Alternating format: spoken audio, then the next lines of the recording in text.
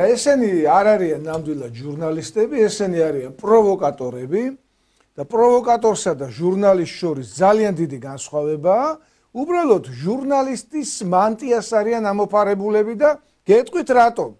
თვლიან, რომ ჟურნალისტი არის ხელშეუხებელი და ჟურნალისტმა რაც არ უნდა ჩაიდინოს, ის არ ექვემდებარება კანონდარღვევას. აი, მავიღოთ ის ქალი ამაღლობელი რო არის, მზია ამაღლობელი რო არის, პოლიციას გააწნა სილა და თურმე უნდა გამოუშვა გარეთ. და არა მარტო აქაური ეგრეთ წოდებული ოპოზიციონერები, არამედ ევროკავშირის ელჩები გამოდიან და ამბობენ გამოუშვი გარეთო. ვინ გეკითხება? ვინ მთავრობამ როგორ უნდა გამოუშვას დაკავებული ადამიანი? დაკავებული ადამიანის გამოშვება და დაპატიმრება არის სასამართლოს პრეროგატივა. და ამ ქალმა ჩაიდინა დანაშაული. აი ახლა ძვირფასო მეგობრებო, აქ ორი მაღალი კვალიფიკაციის სამართალმცოდნეა, ბატონი ლექსო და ბატონი ნიკოლოზი. ორივე მუყურა წეღან ჩვენთან ერთად. აი გათახსირებული ჟურნალისტი გოგოს საქციელი, რომელმაც პოლიციას უთხრა ჩაიხედე სარკეში, რას გავხარო და ორივე კვალიფიკაცია მიცა, რომ ეს არის დაპატიმრების ღირსიო.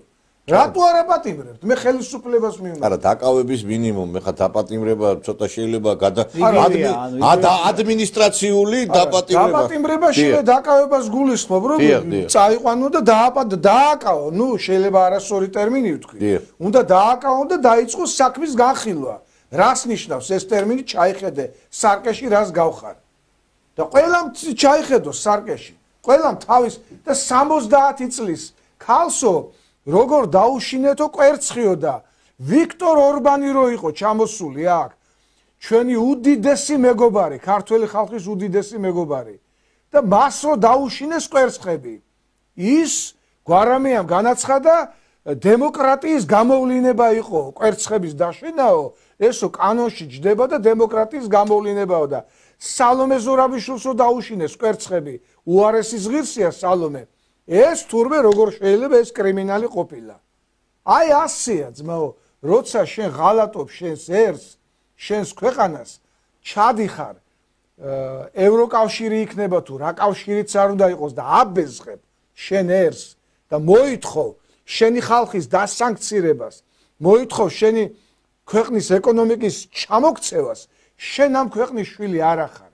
შენ ხარ რეზიდენტი.